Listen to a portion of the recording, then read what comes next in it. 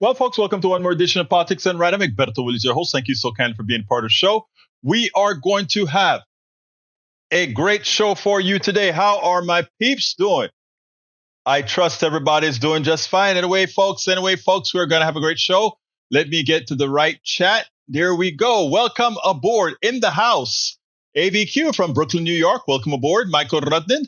We also have in the house Patrick Magner from Houston, Texas. He says, meow. Lead Bearcat from Austin, Texas. Welcome aboard. We also have Bridge MCP says she has something for the screen already. Bridge from Binghamton, New York. We also have in the house Steigen Bergen Greek. Welcome aboard from Steigenberg. Why don't I know where you're from? Chuck, drop that in the mail for me. I think you're from Oregon, right? Eric Hayes from Atascocita Kingwood is in the house. Let's see what else we have. Okay, we're still populating. Anyhow, did my email go out? I had a little mishap in the beginning of the program. Let's see if that's going to go out, or will I have to requeue it? I may have to requeue, but if we have to requeue, we will requeue. Anyhow, folks, how are my peeps doing? I trust everybody's doing fine. Let's see. Starting with El Señor Rudnin. He says, Rolling Stone, no King's Day. Protesters denounce Trump and Musk. Public backlash against a reactionary Trump agenda spilled into the streets on President's Day. Demonstration from New York to Atlanta to San Francisco have been taken to the streets Monday in the largest mass protest. The beginning of the second Trump administration looks like I missed the big one. Multiple cities each had thousands of protesters. Yep, they did. And I'm glad to see we are getting a bit of coverage of it. So I think that is actually very, very, very good. Michael also said, AP, Russia and U.S. agreed to work towards ending Ukraine war in remarkable diplomatic shift in an interview with the Associated Press. After the meeting, U.S. Secretary of State Marco Rubio said the two sides agreed broadly to pursue three goals: to restore staffing at their respective embassies in Washington and Moscow, to create a high-level team to support Ukraine peace talks, and to explore closer relations and economic cooperation. Wow. He stressed, however, that the talks, which were attended by the Russian counterpart Sergei Lavrov and other senior Russian-U.S. officials, marked the beginning of a conversation, and more work needs to be done. Of course, it's amazing that we didn't have anybody there from Ukraine, right? Wow, what a thing. That makes no sense. The Kiev Independent U.S. is saying things that are very pleasant to Putin. Zelensky warns against peace deal without Ukraine's participation ahead of U.S.-Russia meeting. President Vladimir Zelensky warned against a hastily negotiated peace deal from the Trump administration during a wide-ranging interview with German media network ARD, published February 17th, reaffirming that Ukraine would not accept a peace deal negotiated with the country without the country's involvement. Zelensky said everything that Russia and the U.S. can agree on, if they even want to agree on something concerns their bilateral relationships, they certainly cannot negotiate about our people, our lives. Exactly right. You can't blame them for that. Bridge MCP wants this on the screen, so let's go ahead and get it on the screen. What she wants on the screen says let me post it to the screen. Here it comes. It says the following. Musk. Oh, why is it not on the screen? Come on, screen. Our people, our lives. Okay. Exactly right. You can't blame them for that. Bridge MCP wants this on the screen, so let's go ahead and get it on the screen. What she wants on the screen says let me post it to the screen. Here it comes. Bear with me, it guys. Says the following. I have an issue here. Oh, why is it not on the screen? Come on, screen. Sure. Okay, I think I got that fixed. Okay, there we go. Musk posted 14 flags at 1414 on Trump's post about law not applying to those who saved the country. That's a dog whistle for 14 words, a well-known white supremacist slogan. I didn't know that. We must secure the existence of our people and a future for our white children. It is frequently used in a far-right and neo-Nazi circles, and the number 14 has become a coded reference to white nationalist white nationalist ideology. Thanks for that. But we know he's a racist. They just try to play that around as if this is normal. That's what they constantly do, Vrij, as if this is normal. All right, continuing, what we've got is, okay, I think I just put that on the screen. Let's see what else we have here. By the way, Vrij has a link that you can put in there. All right, we also have Patrick Magner says a society that has to go 1.2 trillion into debt to live a failed society. It's funny, right? It's funny. All right, J. Ray says, Egberto and the posse, yep. Welcome aboard, J. Ray, to the program. J. Ray is from Houston, Texas. Magner is from Houston, Texas as well. May Wood is in the house from Long Beach, California. Paul Fleming from Powder Springs, Georgia. Welcome aboard. Lee the Bearcat is in the house from Austin, Texas. He says the Ukraine president has a moratorium on elections. If the war ends, will his presidency? I think there's a good chance it is. Let's see what else we have here. Patrick Magner says the two sides don't include the country invaded. It's funny, isn't it? Alice Allen Dreams is in the house from Summerwood, Texas. Summerwood in Texas. Welcome aboard, Alice Allen Dreams. She says, does anyone else think we are at war, but it's from within digitally? Yes, we are at war. We've been at war for several years now, my dear Alice Allen Dreams. You are correct. Paul Fleming says America used to be the home of the brave in World War I and World War II. Not brave at most people were not brave are most people that have elected leaving the courts to do the heavy lifting. It's a shame. It's a shame, but you are absolutely right. Paul Fleming's also saying new. Oops, I scroll past. New. As predicted, Judge Ho has ordered a hearing for 2 p.m. this Wednesday to explore why the DOJ has moved to dismiss the charges against Mayor Eric. Now, I have 3 pieces that I have from 2 days of my KPFT show. The first one has to do with the rigged economic system. I want to go ahead and play that now. I got some little backup work to do here to get something going. So here we go. Bear with me 1 second as I get this going. You hear all the time the economic system is rigged and all that kind of stuff, and you hear the words, right? But because of the indoctrination we have received from the time we were born, somehow we believe that this is the way things are supposed to be.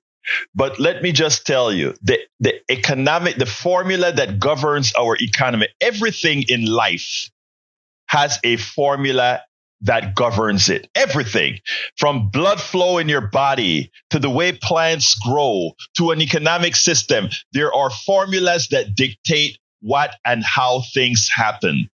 And let me just give you a simple formula that defines capitalism. This is very important because capitalism without a strong regulatory structure behind it will always, by design, take your money, and I mean this wholeheartedly. It'll take your money, your wealth, and move it to the few at the top. That is the formula by definition. And let me just give you this. The American economic pie and the world economic pie is constantly growing. Make this picture in your head, a pie, and that pie constantly growing. And let's say that pie is constantly growing at 2 or 3%. But notice that whenever you go to an investor or investment banker or whatever, they'll tell you, we can grow your money at 7%, or we can grow your money at 20% a year, or all these numbers they give you. Well, guess what, everybody? This is simple math. When I tell you that it's a rigged system, simple math. If the economy in the aggregate, in the whole, is growing at simply 2%, and those wealthy people, those who have access to capital, those who have all these stocks and they don't work much, but they have a lot of capital, if they're growing at 7 and 8, 9, 20%, that is coming out of the same pie that is only growing at 3%. And this has been happening for decades after decades after decades. And, we see it because that means a portion of the pie that all of us in America owns, the working class, slowly gets smaller and smaller and smaller. And that's what's happening. That is what we call income inequality and wealth disparity. The formula of the current economic system constantly moves our wealth, our income to the top, and we get less and less. That's why it used to be only daddy worked. Then it was daddy worked and mommy worked part-time. And then it was daddy worked and mommy worked. And then it was daddy worked and got a lot of overtime and mommy worked. And then it was daddy worked overtime, mommy worked overtime. Children, as soon as they can work, they get a job, and everybody tries to get that household going.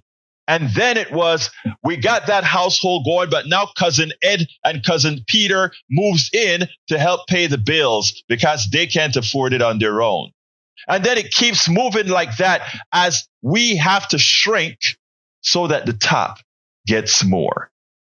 And I mean, if you're an engineer and a lawyer and all of the things are okay so far, but you represent 10% of the country.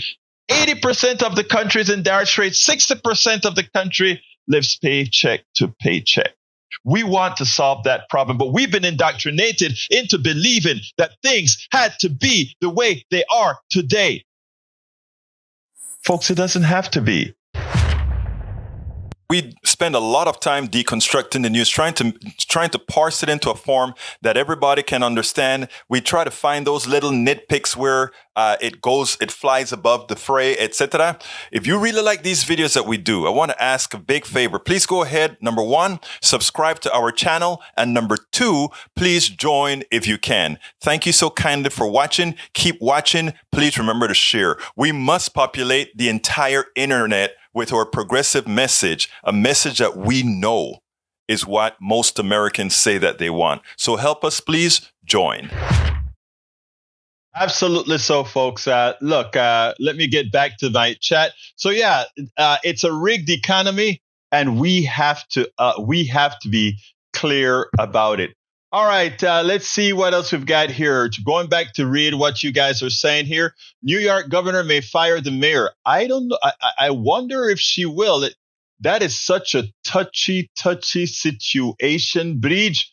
I wonder what's going to happen. I'm twiddling my fingers. Let's see what else we have. We have Alice Aaron Dream says, does anyone else think I read that one already. Let's see what else we got here. Stag and Brick, that's a conversation. Coward is resigning in protest.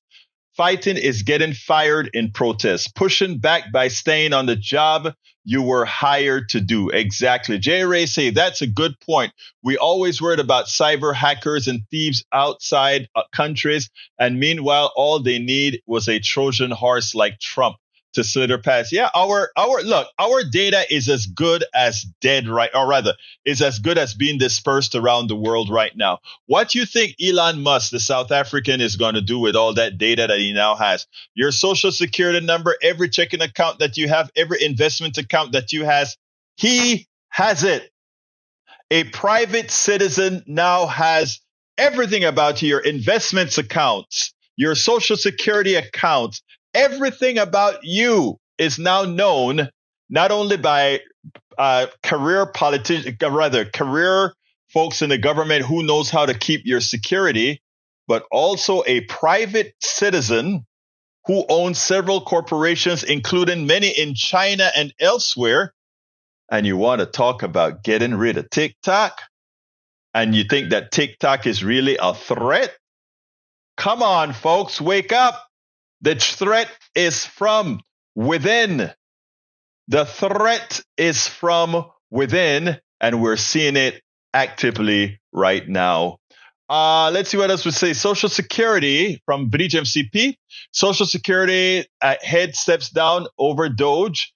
Access of recipient information, AP sources say. The Social Security Administration acting commissioner has stepped down from her role at the agency over Department of Government Efficiency requests to access Social Security recipient information, according to 2 people familiar with the officials' departure who were not authorized to discuss the matter publicly. Acting Commissioner Richelle King departure from the agency over the weekend after more than 30 years of service was initiated after King refused to provide those staffers with the Social Security access they wanted. It's a shame. It's a shame. It's a shame.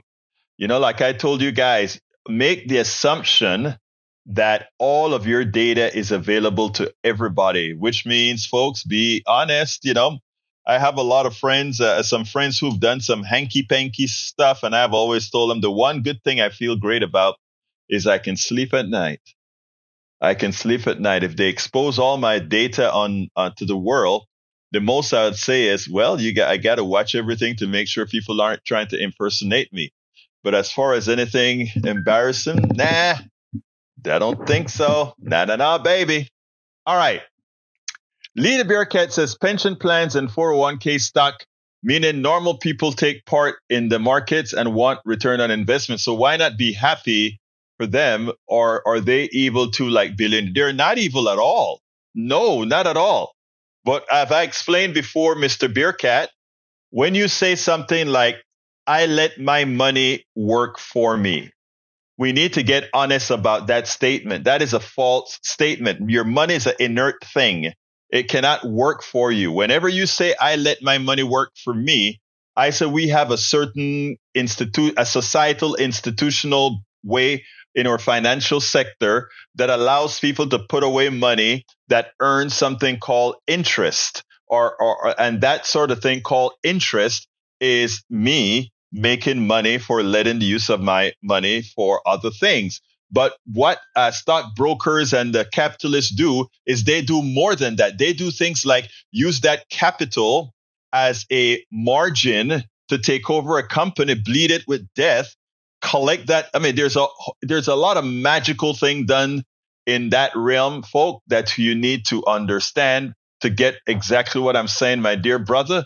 Again, capitalist structures, capitalist manipulation of paper. That is a form of legalized theft. And the reason it continues is because too many of us don't understand what goes on there. But anyhow, Egberto, generational wealth, just like compound interest. Yeah, I know. Look, generational wealth is one thing. You know, in other words, I have a house. I would like to pass my house on to my daughter, right? But there has to be, for the mathematical formula of our economics to work, there has to be a stop gap to prevent that pie that I explained from continuously being biased towards just a few. It's a mathematical equation, folks.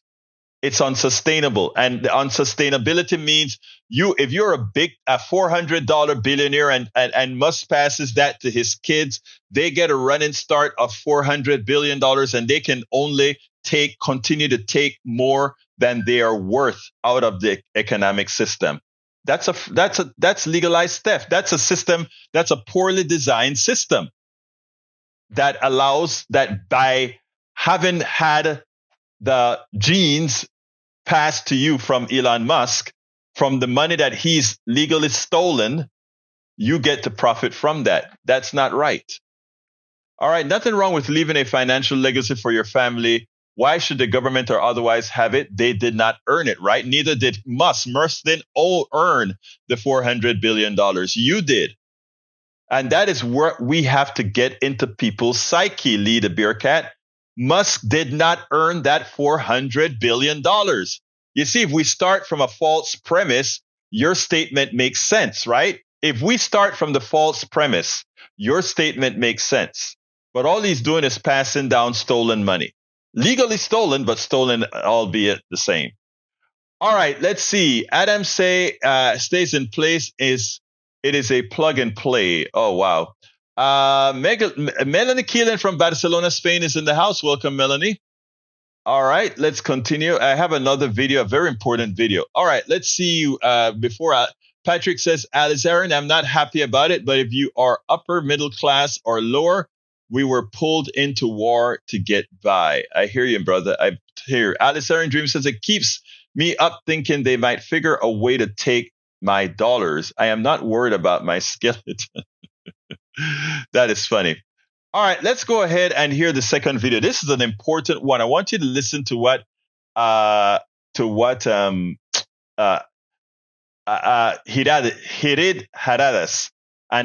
Giridharadas had to say here. This is an important piece I want you to listen to. Here we go, and we are off to the game.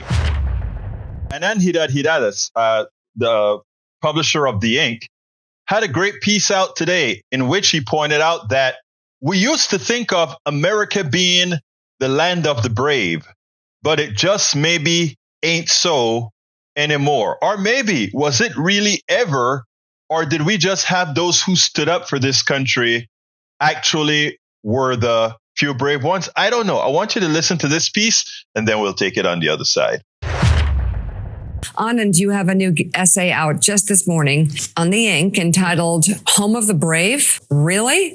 And you write in part, quote this, as I write this, there are scattered and inspiring examples of bravery all around us. Prosecutors, judges, even the occasional lawmaker. But in the main, we are proving beyond a shadow of a doubt that we are not the home of the brave. We are a country full of people smilingly capitulating to a tyrant. You go on to write, maybe it was always a mistake to count on these big institutions to protect us. They haven't been for some time now. Yes, there are a handful of brave lawmakers, brave judges, brave media voices, brave others. But in general, it is now very clear after this first month that no one is coming to save us. It's time to take back our country, not only from this authoritarian nightmare, but also from the collaborators, too insipid and weak and chicken, you know what, too skinless and boneless to stand up for us. This is a moment that is actually something the mayor said, Mayor Adams said, that got me thinking about this essay. He used two simple words to describe what you saw on that sofa. He said, I'm collaborating. I'm collaborating. Now, I don't know personally if the mayor has a sense of history, but anybody who does have a sense of history and is familiar with the history of authoritarianism around the world knows that I'm collaborating is a sentence with some meaning. And it got me thinking about the idea of collaboration and the fact that the mayor, who for the sake of his own narrow freedom, tried to make a deal to turn this city that is a city made of immigrants, America's immigrant city, into a city home to Trump's immigration raids. But collaboration really is a broader metaphor. We're seeing it with newspaper owners who won't stand up to Donald Trump. We're seeing it with companies that are settling lawsuits, frivolous lawsuits to appease Donald Trump to protect their wider commercial interests. We're seeing it with so many in the Democratic so-called opposition, where except for a few, exceptions like Senator Chris Murphy and AOC and others, most Democratic lawmakers turn out to have no spine, but that was not disclosed on their medical forms.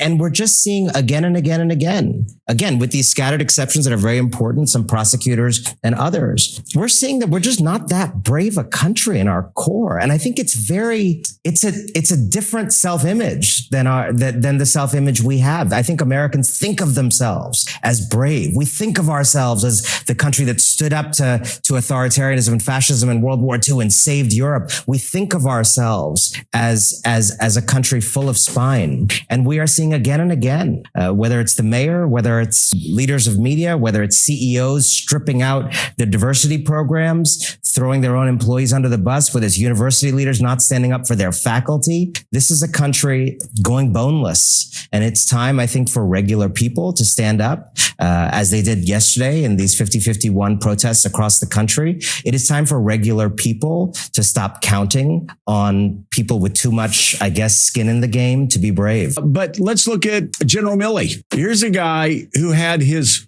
portrait taken down at the Pentagon, somebody that had his security taken away from him, despite the fact that he's at the top of the Iranians' hit list, along with Donald Trump, because of Soleimani's killing. Where's General Mattis? Where's Mad Dog Mattis? I haven't heard him say anything. Where are all the other generals that served with him, the admirals that served with him? Where are the people that served this man? You don't become one of the highest ranking soldiers of your generation nation without fighting a lot of fights, being in a lot of foxholes, either literally or figuratively, with a lot of band of brothers and sisters. And yet the silence has been deafening from active duty, of course. They have a harder problem saying anything, but even all the retired generals and admirals that served with him through the years, silence. Yeah, I think a lot of what we're learning is a lot of people think they're mad dogs, but they have no bark, no bite, and no claws. And they're actually just full of fear on the inside. They're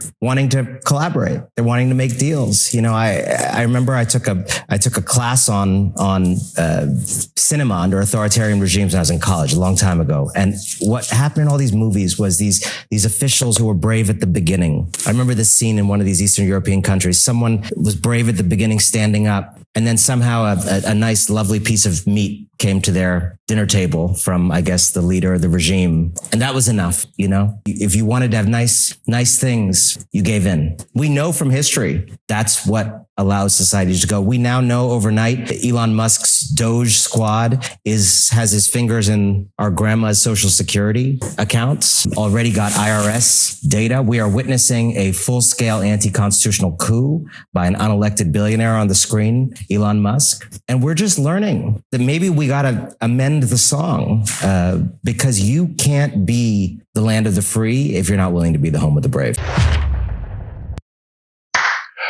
Anand Giridharadas nails it.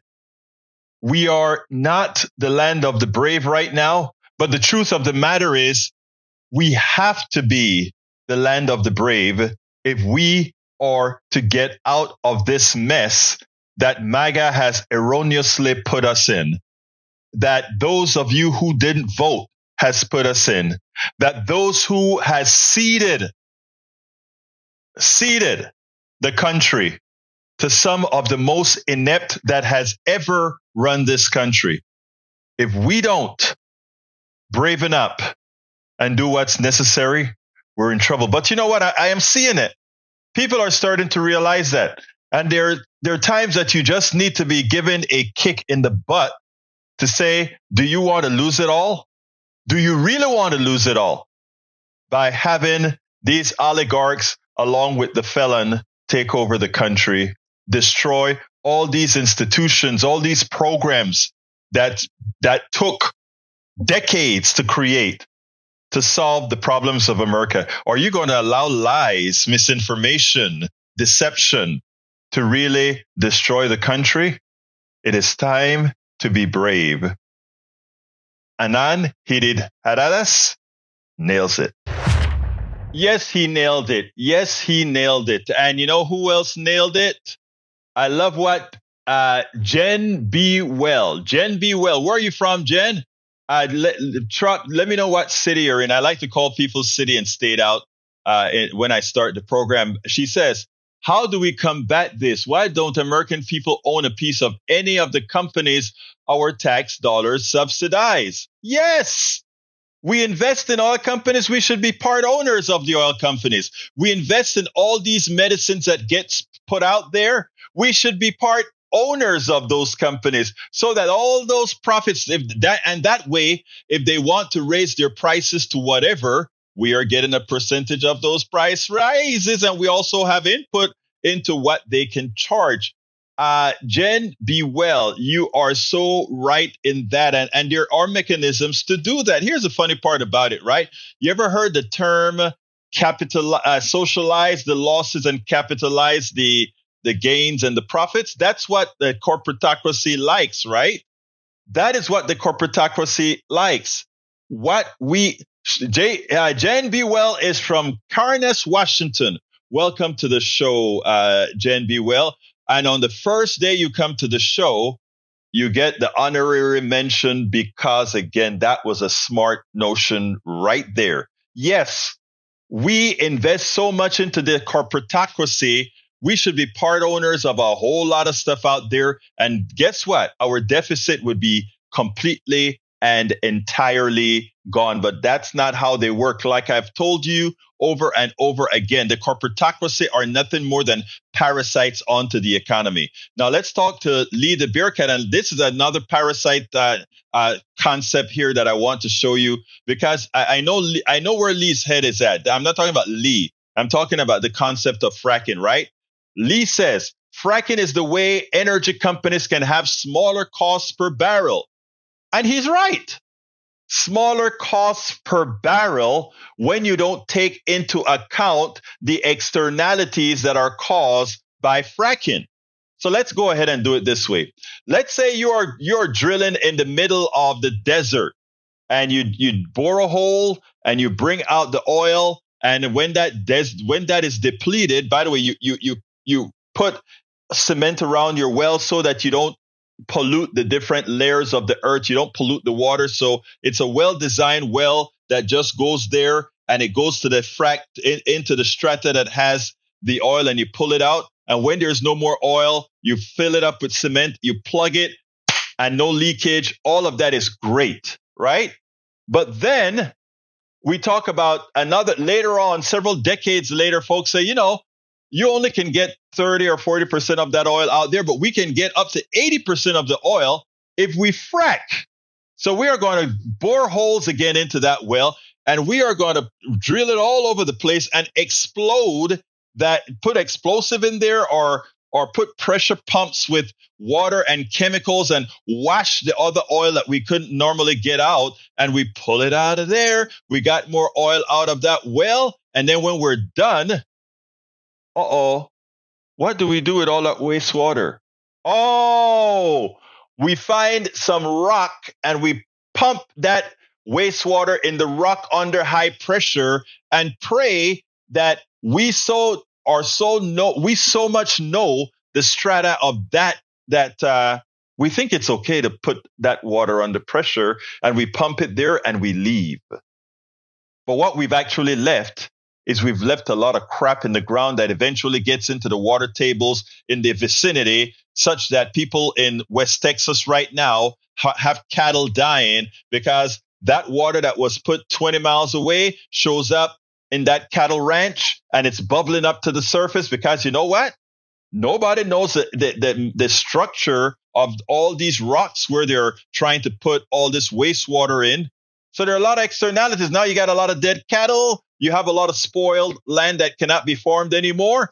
Was that gas that you pumped out of that fracked well really worth the $3.50? Or do we apply the cost of all the damage we've done to the environment and the harm we've done to other people's land into the price of that gas to clean up the mess? You see, nobody talks about that, but that is what we talk about when we talk about externalities, right?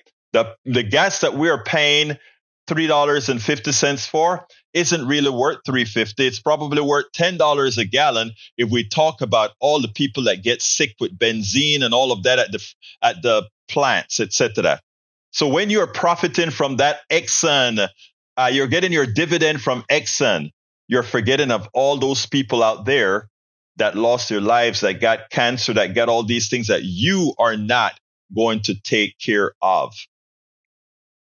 So you are all those people that are making that money in their 401ks and whatever. None of that cost is in there. If we were ever to have that cost in there, oh my God.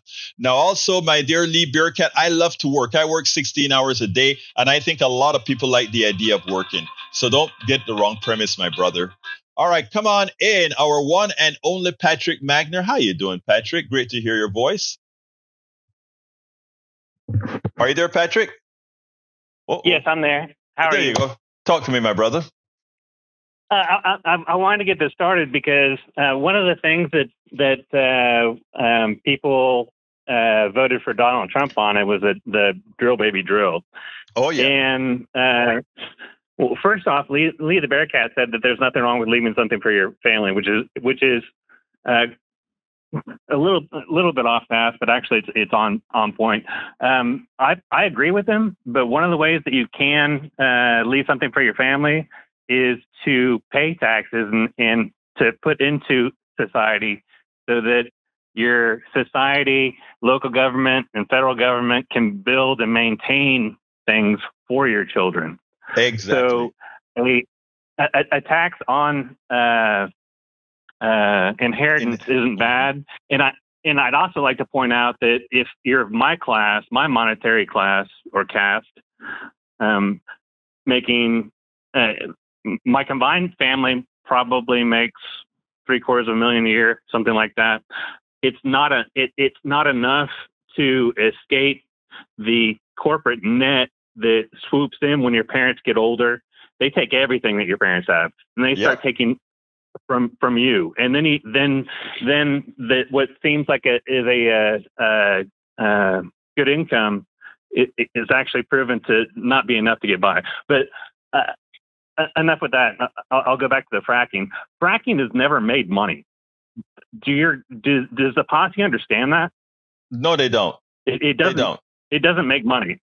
It hasn't made money, and it probably never will. The only reason why we continue to drill the way we do is because they take our taxes and they subsidize the fracking industry. The fracking industry has still been on a 0 interest rate since 2007.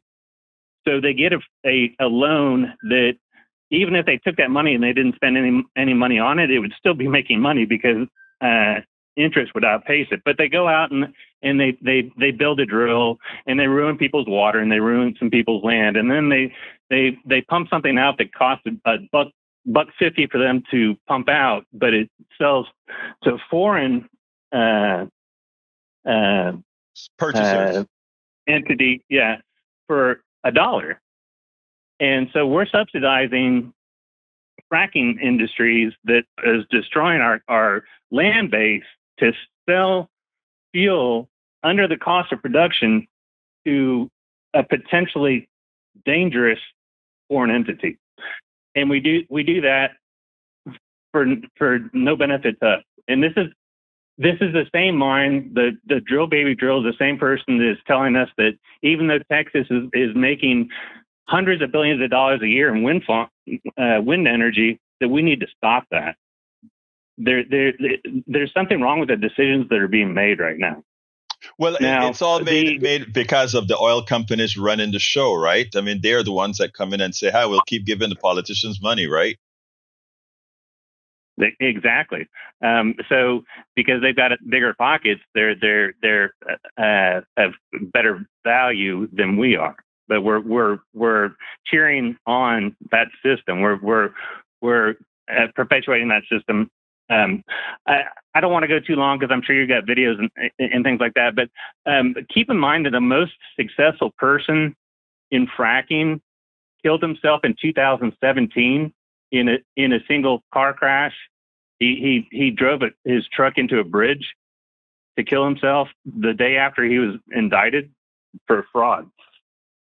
That's the most successful person in fracking. I didn't know who was that. I don't remember who that is. Abby something. Okay. I actually texted you a couple of videos about it, but fracking is a net loser, and as a social program, we could use it to heat our own homes, but to sell it below the cost of production to another country is asinine. And then, I'm sorry, I'm going to go just a little bit longer. To sell that to another country, you have to put it on a boat. And to put it on a boat, you have to put it through a phase change. You have to compress it into a tank, onto a tanker. That sometimes takes several weeks to a month. The amount of energy that goes into that is tremendous. Some say that you're using half a tanker's worth of fuel to compress that fuel onto that tanker. And the fact that it's compressed makes it a super weapon. Anybody that wants to attack one of those boats in a port has leveled the entire infrastructure. Exactly. I mean, a lot of these things people don't know. Thank you for pointing that out, my dear brother. It's great that, like I said, we have the smartest listeners on the planet. Thank you, buddy. Have a great day. Thank you. Have a good one. Thank you. Thank you, Patrick. You know, I tell you, we have the smartest folks in the house. All right, let's see what else have we got here. I'm scrolling down. I'm scrolling down. I missed some of your stuff, guys, but forgive me anyway. Para ver. We have Michael Ranit says Eric H. Oh, that's a message between him and Eric. I'm not going to go there. A judge will consider a request for 5 federal unions to temporarily block the Trump administration from carrying out mass layoff across government. That's good, but I don't think my hunch is that it's not going to be successful. Joel says a true narcissist would care for the environment. They'll suffer no bunker big enough nor strong enough. They're otherwise disturbed. Patrick Landman is a great show. Patrick Landman? I don't know what that is. You may have to explain. Patrick Lord Spendin? I don't know. All right, let's see. 18 consecutive months of 1.5 degrees Celsius global warming. We might already be too late. Well, actually, we are too late. I think we have to look. We can't stop mitigating it, but we also have to start making plans for these larger hurricanes and these larger rainstorms and these larger firestorms. We have to mitigate it. We have to work with that. But at the same time, we need to create technologies to kind of turn this stuff around. But here, what can I say? Anyway, the last video I have 2 more videos, but only have time for one more to play. And it goes, I'm going to play the No Billionaire video. I want you guys to, this is what I did this morning. I want you guys to give me your thoughts on this in the chat as it goes on. Here we go. I want to talk about how to cut the billionaires behind the coup, how to downsize those billionaires that are behind this current coup that's occurring in America. A peaceful coup, it would seem, but far from that reality. Americans these days don't much like billionaires. Our ultra-rich Americans overwhelmingly believe aren't paying enough in taxes. Polling earlier this month found that nearly 3/4 of the nation's likeliest voters, 74%, feel billionaires are paying too little at tax time. Just how concerned about billion-dollar fortunes have Americans become? Nearly half of us overall, Harris poll found last summer, would like to see a limit on wealth accumulation. Among Gen Zers, that support for limits on billionaires' fortunes runs all the way up to 65%. Billionaires, some 58% of Americans agreed in the same Harris poll, are becoming more like dictators. The share of Americans equating billionaires with dictators, given Elon Musk's current dominant role in the new Trump White House, is most likely running even higher. The best way to counter our ongoing billionaire coup, we might want to look east for some answers in run-up to Germany's February 23rd parliamentary elections that nation's left party Die Linke has proposed, a detailed 5-step set of initiatives designed to cut the super rich down to democratic size. Before I read what their 5 points are, I want to let you know, no billionaire, and I repeat, no billionaire has earned it. And cutting billionaires down to size has nothing to do with innovation. Because wherever they decide to sabotage, we the people can clean up any sabotage that they attempt to do with our funding. Instead of giving them a place to accumulate our dollars, we can spend those dollars to the real people that innovate. There are real innovators and they're not billionaires. But continuing,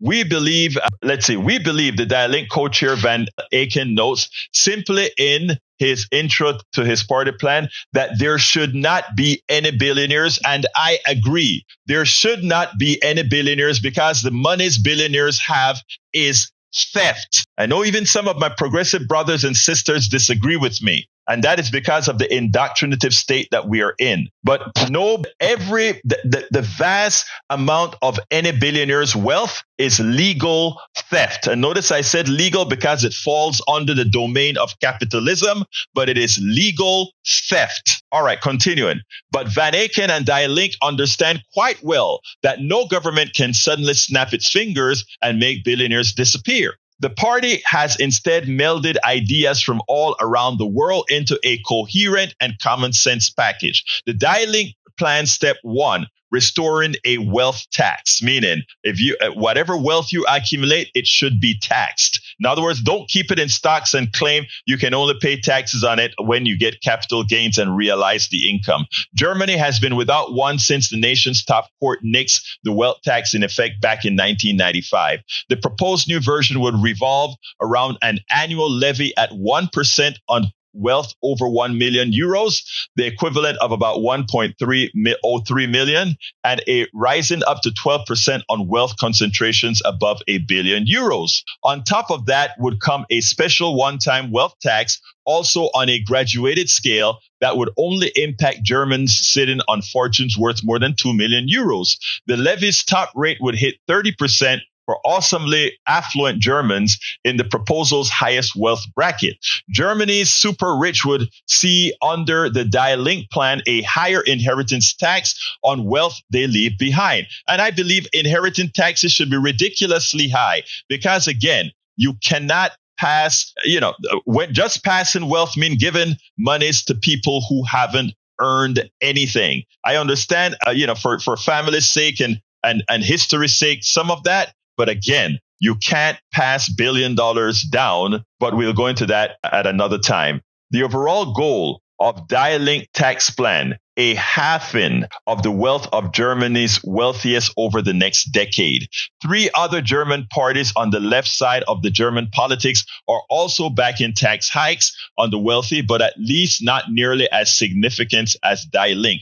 Earlier, before I spoke about this article, I gave you the mathematical reason why we are in an unsustainable condition. If the wealth of those who have capital grow at 7 to 20% or more, and the wealth of the middle class and the working class grows at less than 3%, that means that upper class is cleaning your clock while you are the working class, while you are the ones working. They are making money on the spoils you created. We have to put into our psyche that having capital does not authorize you to be wealthy, because you have capital doesn't authorize you to enslave the rest. And that is what it is, indentured servitude of the rest. Elon Musk's favorite German party, meanwhile, sees nothing wrong in boosting the fortunes of Germany's most fortunate. That is just like what we're doing here in America, constantly giving tax cuts to people who then loan us the money for the deficits created by the tax cuts. Think about it, people. When Tag called in earlier and said, we have to learn when they are ripping us off. We have to learn when they are hoodwinking us. He is absolutely right. We have to understand that it is rigged. It's the reason I wrote the book, How to Make America Utopia. How to Make America Utopia, take away the economy from those who rigged it. Because again, we have been living in a rigged economy from the inception of this country. First of all, in the voting methodology of this country, at first, only those who owned land could vote. So it was never really a democracy. As we democratize, the wealthy continued to create instruments to keep us down. And yes, it created a robust middle class under Roosevelt. And do remember, at that point, taking the tax rate up for graduated tax rate, or rather, a marginal tax rate for the highest amount of your income to 90%, which is where we need to get back. To put it bluntly, we need to go beyond 90% on certain types of income. Again, these people didn't do the work to make the money. These people didn't innovate.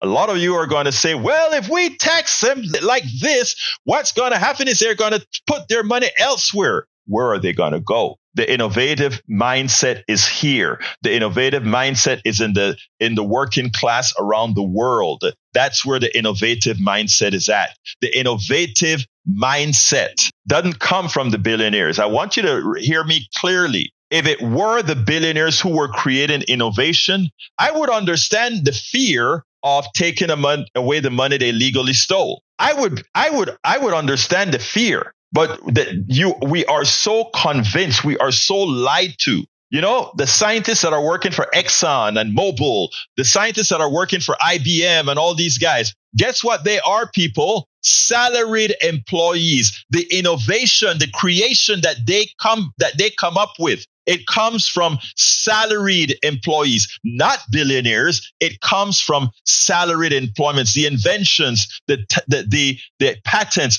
all the things that make our society go forward comes from salaried individuals, not billionaires, not the wealthy that sits down at their pool drinking their tea. So anybody who tells you taxing the billions of money that was legally stolen would somehow create a deficit in innovation, they're lying to you. In fact, most innovation occurs at universities and colleges. And when these innovations seem to be something that can be marketed, then comes the corporations and they bribe and they put a building in some professor's name, or all of that kind of stuff occurs then. Remember, corporations by design don't take a whole lot of risks. They take calculated risks that ultimately brings them money. We have to learn these things, my brothers and sisters. We have got to understand that the economy is rigged, that we have been snowed decade after decade from the inception of the country. The economic system was designed to make most people indentured servants and a few at the top. And the only reason that could be maintained is we had to create all the isms that put the working class against each other: racism, sexism, homophobia, xenophobia. All these things are designed to have us fighting each other so that we don't see the culprit, so that we don't see those who are ripping us off, so that we don't understand the reality of what's going on. And then, of course, you have those with the mindset that, as opposed to say, wow, I just didn't get it, but I get it now. They continue to carry the water for the same people that are ripping them off dry. Folks, wake up, be woke. That is why they don't want critical thinking. That is why they don't want you to be woke. That is why they don't want you to be able to read the books. That's why all these things in history, they don't want Americans to know. Because if Americans look back and said, did we really do that? Are we really doing that? Most Americans are good people. Most Americans are honorable people. Most Americans have a heart and empathy, but the system has been teaching them otherwise. Let's not fall for it, people. We are at an impasse. We're at a flex point. We're at a turning point. And this is where it's going to take you, all of us, working to get this system right, because we're going into waters we haven't been. We're going into an area that could reach near irreversibility. But it depends on you using your mind, your common sense, to understand what's being done to you and what's being done in your name. Absolutely. So what's being done in your name? Well, folks, we are at 57 right now, just in from Paul Fleming, the of the food division of the FDA has resigned. A source says the division is tasked with ensuring that the country's food supply is safe. You know what else is funny, guys? We have a pandemic upon us with the H1 and with the bird flu that may be jumping into human beings. We don't even know it may be coming human to human transfer pretty soon. We have a Ebola. We have inklings of an Ebola crisis coming on. We have inklings of measles outbreak big time here in Texas and spreading. And we have Donald Trump as president, who completely botched COVID-19, who has already started botching our health system by really going to the CDC and disrupting it. Look, this guy is almost in to destroy this country. And what Anand Giridharadas had to say takes on a lot more meaning now. Are we going to sit down and just wait for the whip to hit, wait for the bullets to hit? And I'm talking figuratively now. Are we going to just sit down and let things happen? Or are we going to prevent them, fight to prevent them from happening? We are watching them slowly destroy stuff. Are we supposed to let them under the pretext that they won a landslide election that they didn't. It is time for folks to get up and mobilize. And I'm not only talking politicians, I'm talking we, the people. It is time for us to mobilize. The guy destroyed us with COVID. He got over 400,000 people that shouldn't have died because of him.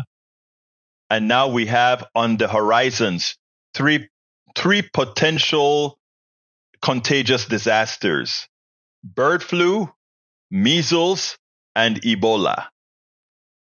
And the president is Donald Trump. We can't say, Lord, help us. We need to help ourselves. We need to do what we need to do. It's time, folks.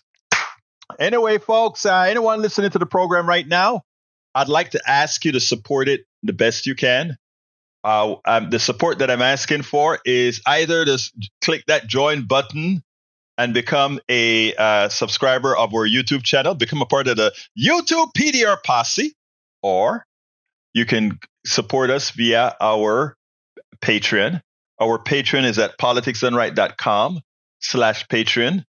But what I would love to see everybody who has the wherewithal to do, because it's so inexpensive, it's worth it, and you get a lot out of it, is to become paid subscribers of our newsletter. And how do you become a paid subscriber of our newsletter? You go to politicsdoneright.com/newsletter. And by the way, all paid subscribers of our newsletter get access to all of these books that I've written, that you can read right there on the Substack platform. How to Make America Utopia, Take Away the Economy from Those Who Rigged It. It's Worth It. How to Talk to Your Right-Wing Relative, Friends, and Neighbors. And of course, As I See It, Class Warfare, the Only Resort to Right-Wing Doom. And My Story, Tribulations of an Afro-Latino Caribbean Man. Racism Didn't Stop My Smile, Hope, or Journey Forward. If you actually want a hard copy of the book, just go to politicsdoneright.com/books. But anyway, folks, please subscribe to the newsletter. Please become a paid subscriber of our newsletter by going to politicsdoneright.com/newsletter. I got to get out of here. I got an interview at 4:15 on an expert on DEI. I think you guys are going to like it. My name is Egberto Willies. This is Politics Done Right. And you guys know how I end this baby. I am what? We spend a lot of time deconstructing the news, trying to parse it into a form that everybody can understand. We try to find those little nitpicks where it flies above the fray, etc. If you really like these videos that we do, I want to ask a big favor. Please go ahead. Number one, subscribe to our channel. And number two, please join if you can. Thank you so kindly for watching. Keep watching. Please remember to share. We must populate the entire internet with our progressive message, a message that we know is what most Americans say that they want. So help us, please join.